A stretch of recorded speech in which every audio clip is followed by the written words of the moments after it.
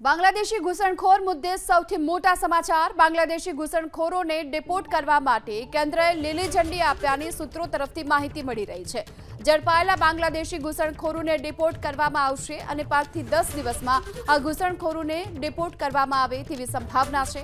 કેન્દ્રીય એજન્સીએ ઘૂસણખોરોને ડિપોર્ટ કરવા માટે ગ્રીન સિગ્નલ આપ્યો છે, ત્યારે ઘૂસણખોરોને ટ્રેન મારફતે બાંગ્લાદેશ બોર્ડર સુધી પહોંચાડવામાં આવશે અને ત્યારબાદ આ ઘૂસણખોરોને બોર્ડર મારફતે બાંગ્લાદેશ સેનાને સોંપવામાં આવશે।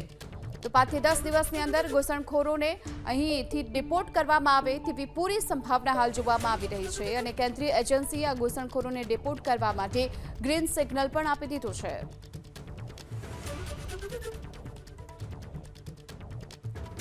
બાંગ્લાદેશી ઘૂસણખોર મુદ્દે સૌથી મોટા સમાચાર। બાંગ્લાદેશી ઘૂસણખોરોને ડિપોર્ટ કરવા માટે કેન્દ્રએ લીલી ઝંડી આપ્યાની સૂત્રો તરફથી માહિતી મળી રહી છે।